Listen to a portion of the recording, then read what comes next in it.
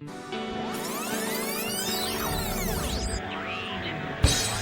podcast listener, even if you are alone in your entrepreneurial pursuit, know that today, right now in your earbuds, you are joined by thousands of entrepreneurs all around the globe seeking to do the same thing you are. If you want to know more about this program or this podcast, or want to get barraged by a lot of annoying pop-ups, check out our website, lifestylebusinesspodcast.com.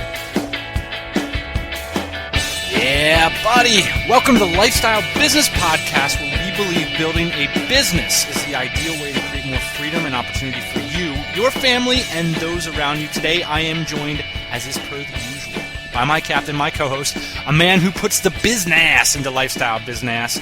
And if you guys stick around to the end of the episode, we'll share with you a super creepy and automated way to spy on your competition. On to the news and the shouts. Ian, I am hanging out at our house in Bali, and I gotta say, it's been quite nice. I've discovered that the pool is both long and deep enough for me to do laps in it, which I've discovered only this year that swimming laps is maybe the best all-around exercise that I've ever found. So I'm really pumped up about that. How are things on your end of the world? Super jealous, man, that you're hanging out in our house and I'm here in San Diego. But, glad to be back. Part of me is glad to be back, It's a high-quality problem, having to retreat to San Diego. So the listeners know, you spent a long time in Asia, and now you're back in the good old U.S. of A. What's your sort of first emotional response to being back? The first response, I guess, is, damn, it's expensive here. Second response, well, I'm still at the beach, so, the scenery really hasn't changed that much.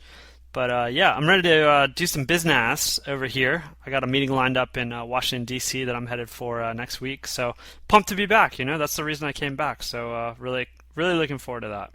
Thanks to Rob Wallen for giving us a shout-out. I just love following Rob's stuff. He made a joke about the profundity of our dental hygiene advice on last week's episode, but I want to point you to Startups for the Rest of Us.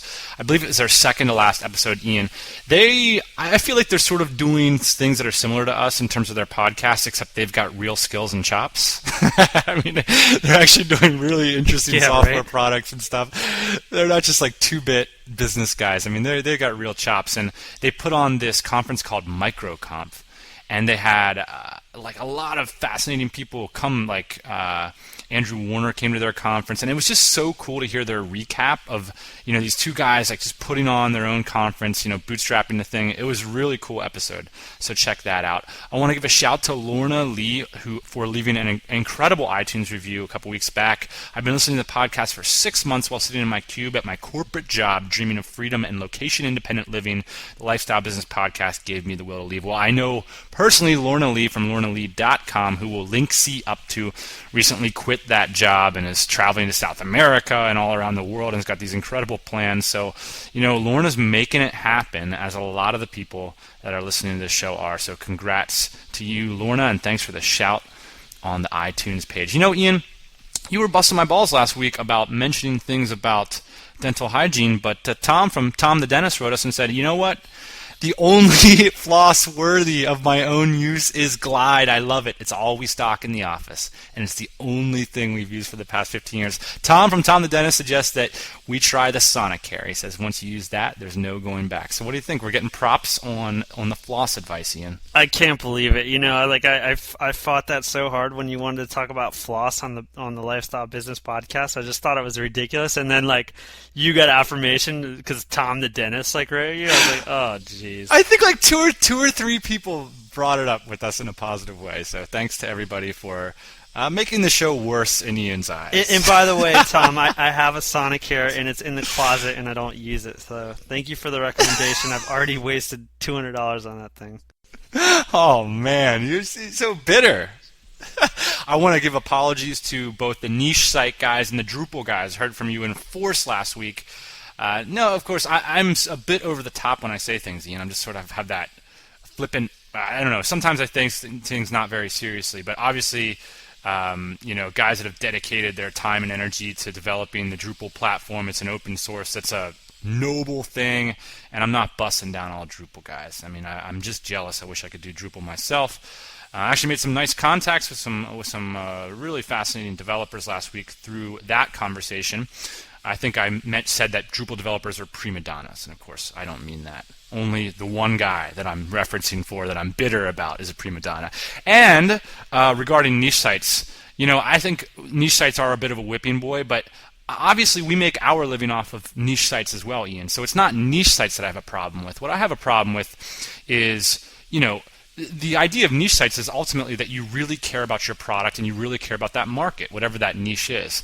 And I don't like the idea of sort of the unserious approach of just, hey, I'll toss a couple things out there and that's going to be a business. Like that's what's going to sort of create this lifestyle for me. At some point, you got to turn on the throttle and turn it into something that is a little bit. Either you're going to be the guru who's teaching the niche sites, or you're going to have some process, automated, repeatable system about deploying niche sites, or once you start getting some traction on, say, an AdSense site, you're going to get really serious about delivering higher value products to that market. Right. So anyway, that's obviously I've got no fundamental beef with niche sites. I just don't like business being characterized as something that's just a walk in the park for people. So two final items I want to get out of the way before the meat and potatoes. One is I found a new favorite podcast. It's called The Partially Examined Life. Oh, Jesus, these guys are so smart. They are 3 former philosophy, PhD students that thought about doing philosophy as a profession, and then they went and got other jobs. And that's exactly what I did. These guys are like much more advanced than I ever got in my philosophy career, and you can tell that. They've got serious chops. 2 episodes that I would refer you guys to if you're interested in philosophy are 2 of my favorite philosophers, the Heidegger episode on Being and Time and the Nietzsche episode on Beyond, or on the Genealogy of Morals. These are just absolutely engrossing episodes. I mean, to me, they were like watching a movie. I mean, these were like, I was so invested in listening, hanging on every word of what they're saying. So if you're interested in philosophy, The Partially Examined Life, and you don't need to know about philosophy to listen to this podcast, they're not sort of scenesters. They do bring it down so that you can listen to them without having read the original texts. Right, that's part of their rules, right?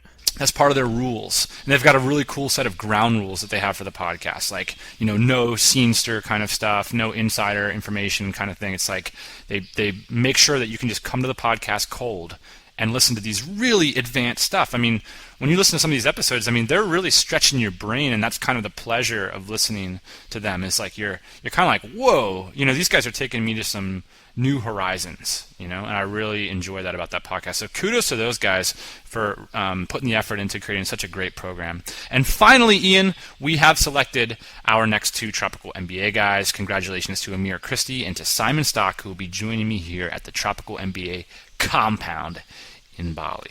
What do you say we get moving on to the meat and potatoes? Today we are going to finally address the issue of cold calls, 6 ways to get paid or to get laid. A lot of cold call, there's a lot of overlap with seduction stuff. And right. There is a lot of overlap between, if you guys aren't familiar with the seduction community, there's this whole new, new-ish community around... Yeah, new-ish dating tips. And a lot of people attach it to this cultural trend where it used to be that like dating would happen in social circles, when you grew up in your hometown and sort of, your friends would introduce you to people and stuff. Well, in our generation, there's been a lot more dislocation. So you sort of show up in a new city when you're 25 and you're cold. You don't know anybody. And so how do you meet people? And so this whole dating industry kind of cropped up, like how do you meet girls? How do you meet guys? Like how do you get them to like you and stuff like this? And that is the ultimate cold call, isn't it? And so I see a lot of parallels between if you see somebody that's attractive at a bar, how do you get their phone number and how do you get to follow up with them for another meeting? And that's pretty much the same thing to me as making a successful cold call. Taking this whole seduction thing to your sales approach is really interesting. Actually, that's part of the reason I think both of us got into sales was through seduction. I mean, I think I was actually interested in seduction before I was interested in sales, but a lot of it really translates well. Yeah, and seduction is kind of a racy term. I don't even really like that because, you use these techniques in all kinds of interactions that you're successful with, just building rapport and attraction with people and finding new friends and stuff like that. So I think seduction is too strong of a term because it implies some sort of manipulation. I mean, to me, this is about if you really want to be friends with somebody, like how do you, provide value to them and make sure that you're successful in that, And so I do think that in some ways, a lot of these guys that are doing the dating tips, they have better information than the guy in the sales world. But there is one exception to that. So the one book that I would recommend. So if you don't get anything out of this episode, I would say to look at these two texts. The first is The Art of Seduction by Robert Greene. This is a fantastic book. I've actually just revisited it this month. It's so entertaining. It's so provocative. It's so sexy. He pulls out examples from history like Napoleon and Bill Clinton and Cleopatra and all these just fascinating personalities and the ways that the strategies that they use to seduce people, to be persuasive, to build attraction, stuff like this. And in the sales world, the book that I would suggest is called The Ultimate Sales Machine by Chet Holmes. He also uses a lot of similar principles, but enters in a lot of this sort of business process. So it's like, all right, well, you have these basic principles for, persuasiveness. Now, how do you scale that? And Chet really addresses that. And that's one of those books that you get so pumped up. It's like when you read The Ultimate Sales Machine, you'll put down that book and feel like you could double your business the next month. Yeah, it sounds cheesy, The Ultimate Sales Machine, but like you read it and you're like, whoa, this guy's got the idea. And he really distills it in a way that you feel like you can take action on it. And then there's like sort of I would say a secondary text that you could read. It's called The Game. It's by Neil Strauss. And it's a fascinating look into this world of pickup artists. And again, there is tons of overlap between the entrepreneurship community and the dating community and stuff like that. So I do think that there's a lot of overlap. So the first step, Ian, the first principle to getting paid is to get referred. When we make a cold call, the first step we always do out of the gate is give that person a reason as to how we've been referred to them. And it's not always the case that you've been referred. So some techniques, maybe, Ian, say you want to call a big-time influential buyer in your industry, but no one has referred you to them. Some ways that you might generate a referral. There's a couple ways I would do that. So one way would be to make it up. So if they have different offices, you could always say, somebody from the Orange County office recommended that I call you. You never get called on that kind of stuff, and I'm not really recommending lying here. So another way to do it might be to actually get referred. So you could simply just call the receptionist and ask who's in charge of marketing. When she says it's Mark, then you hang up the phone and you call Mark and you say, somebody referred me to you. Right, so you can even get referred from the secretary. I used to do this all the time, is make cold approaches at trade shows. And I've done this about 500 times, at least 500 cold approaches, maybe 500 to 1,000. So I've kind of got this down pat where the whole goal that I was trying to do is get that person's name and sign off at the trade show booth, and then I would use their name as a referral to call the buyer. But I would get the buyer's name from the person at the trade show. This is pretty difficult too because people at trade show are trying to sell their stuff, and so they get a little bit pissed off when they're being sold to. And again, nobody likes to be sold to ever. So you always have to sort of diffuse this kind of idea. That's part of what the referral helps to do, is like, hey, this person thought it was a good idea that I talked to you. Like, it wasn't just me directly going to you to sell you something. Right, and the whole part of the referral is to kind of build social proof here. So you're not just like walking up to somebody cold. There's also ways that you could get referred by an organization, or like Twitter, for example. If you're both Twitter users, like that could act as a referral enough, depending on what kind of introduction you're looking for. But I would generally never go in without some kind of referral. The second principle we would use is we would create a false time constraint. And this is something that the dating guys are particularly good at. So Neil Strauss in The Game says when you first approach a group of people to talk to them at a bar, and this happens too when you call somebody that's a buyer, the first thing they think about is, how long am I going to have to talk to this guy? So your approach as the cold caller is to let them know immediately how long you need. And so when I would cold approach people at trade shows, I would immediately say, just need a few seconds of your time. And it sort of sets that fundamental anxiety at ease, or just need a quick 30 seconds from you, that kind of thing. And it just another way to do this that's maybe more effective than giving them an absolute time is to let them know that you have something else to do. When you walk up to somebody at the trade show booth, for example, you'd say, "Hey, I'm manning my booth right across the aisle. I got to get back there, but I wanted to ask you a quick question."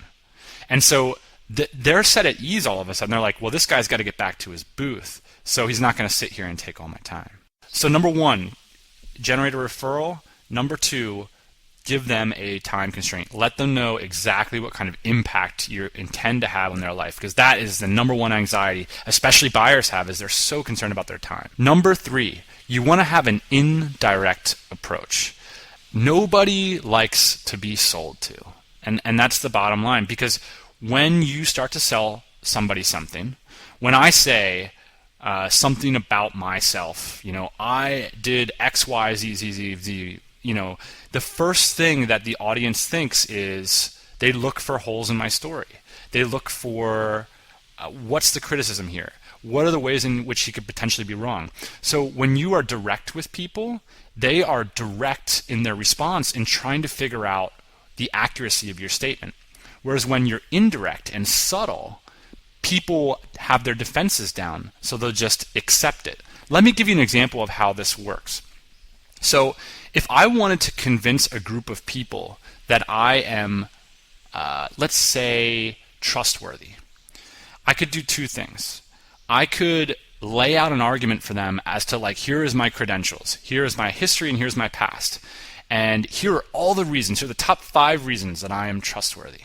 And the whole time while I'm delivering that speech, the response of the audience is going to be to analyze whether or not this is a good argument. They're going to look for holes in this. They're going to be, for lack of a better term, defensive.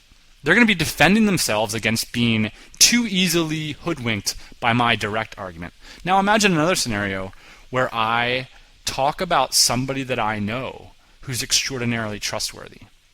And I make it a speech about, here are the principles that, X person, Ian, exhibits. And here's why Ian is the most trustworthy person that I know. And I start to sort of decode the elements of your personality that make you trustworthy.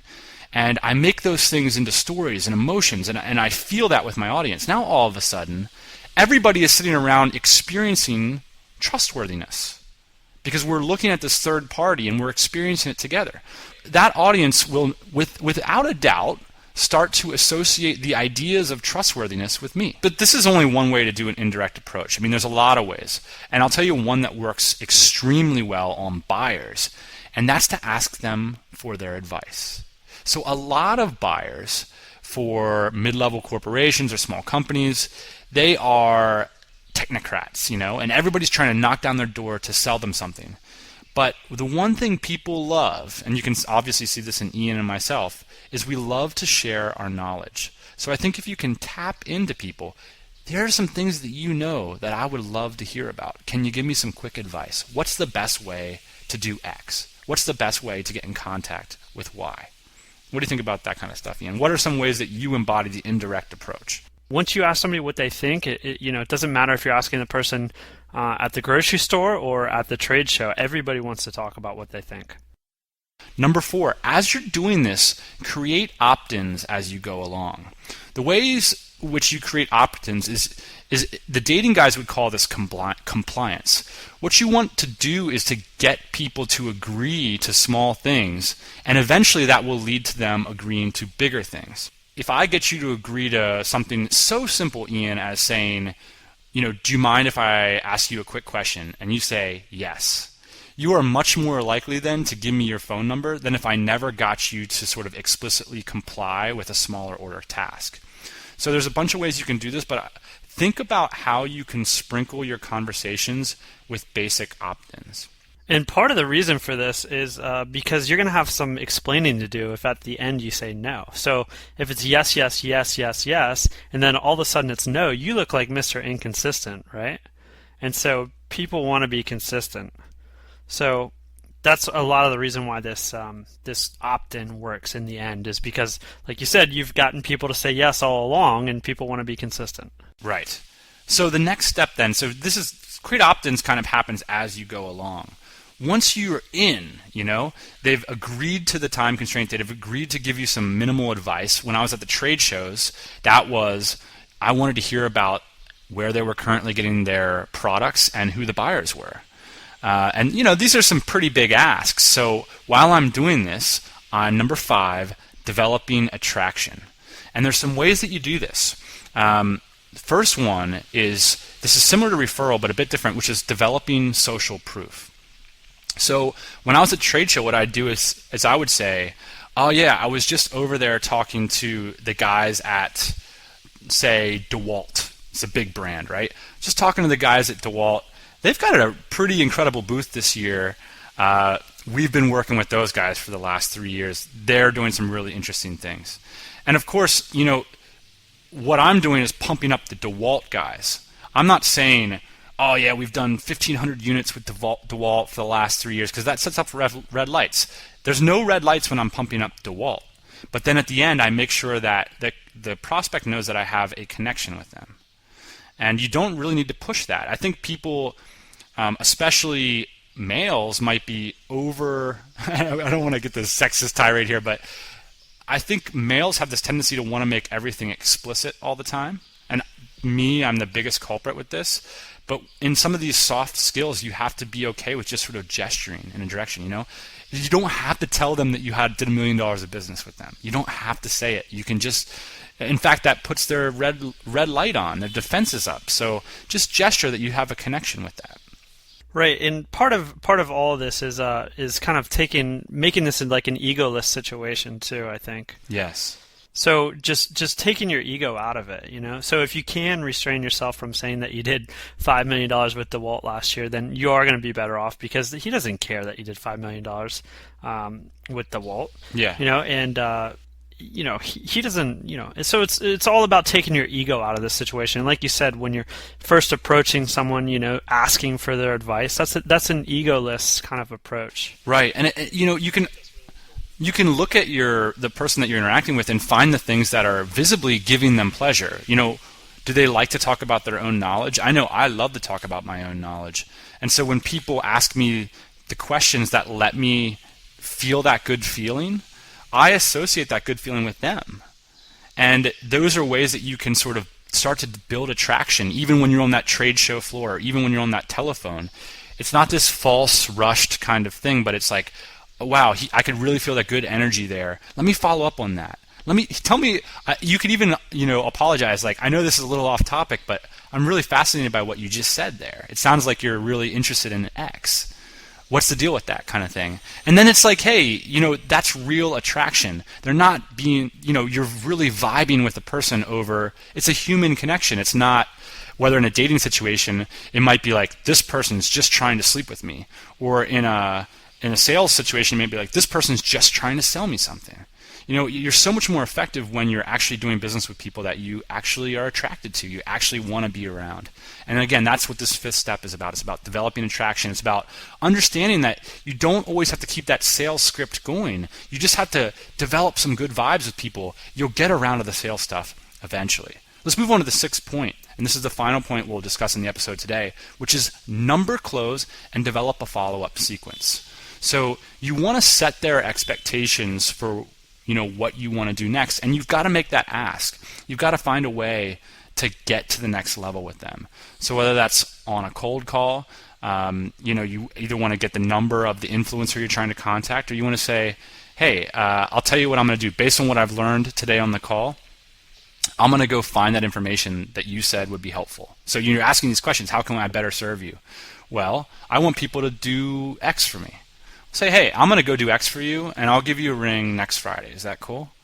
And, treat them like a real human being and all that kind of stuff. But I think definitely want to set the expectations for what your follow-up sequence is going to be. And that question that you asked, is that cool? Like, that's a really important question. So you don't want to be running off doing work that they're not okay with. So it's really important to say, hey, I'm going to go get this information for you. I'm going to go start working on this. do you think that's okay? Are you all right with that? Does that work for you? Right. Because it gives them another chance to opt in, and then you kind of have their word on it too. So you're not going to look like an idiot when you do all this work and they say, "Look, I didn't say it was okay for you to do that." So Right. really important to make that ask. There's one thing that's important, especially at the end, which is not to be needy. And I think you need to be selective on who you're trying to, whether that's dating or selling or doing business or whatever, is, hey, look, if it feels like a dead end, the way to do it isn't to, the right approach, I think, isn't to try to salvage this at the end of the call or the end of the interaction. Is to try to see if they could help you out at that point. It's like, all right, well, it's obvious that you don't want to do business with me. It's obvious that this isn't interesting. That doesn't mean that, especially in a sales situation, you're not going to continue to be persistent and follow up with them maybe every 4 weeks, or maybe just start to send them good information every 4 weeks. But at that point, I think you ask them, do you feel like there are people that you could refer me to that I could do business with? People in your network that could benefit from the kinds of things I'm trying to do here. So, I think that you want to some way try to simultaneously, with bad leads, things that aren't going well, automate follow-up sequences with them, because there's all those classic stories of like, well, I got in touch with them on the 9th time, and the 9th time was the time that they started to do business with me, and that's absolutely true. That will happen, and you will learn how to do that in the Ultimate Sales Machine by Chet Holmes. But on the other hand, you don't want to be needy, and you don't want to force it, because that could ruin things. The worst case scenario is if you go through this sequence, these 6 steps with somebody, and a relationship doesn't develop. Worst case scenario is you'll have yourself a real referral. You'll have yourself a real referral, absolutely. That's exactly it, and that's a beautiful thing. And the final thing is that you're going to get used to making these approaches. When I used to go to trade shows, and the first 100 people that I walked up to, I was terrified. And I had to do it because it was my job. I was forced into it. And it's another reason why, as an entrepreneur, I think having jobs is so important, Ian, because a lot of the stuff that I learned how to do in having a job, if I maybe was self-employed, I would have never pushed myself to do that. Maybe I never would have pushed myself to make 100 cold approaches because it was just too scary. It wasn't worth it. I would just build my niche sites instead. But because I had a job, man, I had to pay the bills. I had to walk up to these people. And by that 500th person, man, I was just the ultimate sales machine. I don't know, but I certainly feel like I learned a lot. And even if you get to the end of these, and it's awkward or it didn't go so well, hey, you got one under your belt, and it's time to get on the next one. And that's maybe the final lesson here, Ian, and it's similar between dating and sales is, don't get attached to one prospect. One prospect isn't going to change your business. This is an approach, this is an attitude, and this is a process. So keep it going. If you've got tips for us on cold approaches and sales tactics and other resources that we could check out, please do. Speaking of tips, tricks, and advice, let's move on to the quick tips, tricks, and or funny jokes section. We'll make it real quick this week, Ian. Remember those episodes we've done where we listed the sort of 10 business things that we would never suggest that anybody does, these sort of creepy, crawly things that we do to follow up on our competition? Mr. Crandall caught on, and he's got a couple of his own tips, which he shared with us. Yeah, David Crandall really liked this one tip, Ian, which this has actually had some profound impact on our business. So a lot of times what happens in I don't really know. I would say companies with more than 5 to 10 employees. It doesn't happen maybe as much with solopreneurship, but with companies that start to get quite a few employees going, those employees will often put things on public web servers that shouldn't be there. And in particular, what I've found with one trade show in particular, put up a list of the buyers on their website as an internal share kind of thing, or they were sharing it with people that were premium members of their site. So it was like $1,000 to be a premium member. But the PDF that had all the contact information wasn't protected on their servers. David Crandall, who's a baller, created a applet for your browser that you can just click on when you're at a URL, and it automatically pulls out all the PDF he pulls out also JPEGs and all this kind of stuff. But it basically gives you a list of this isn't illegal, this is the publicly listed Google indexed files that are on their web servers.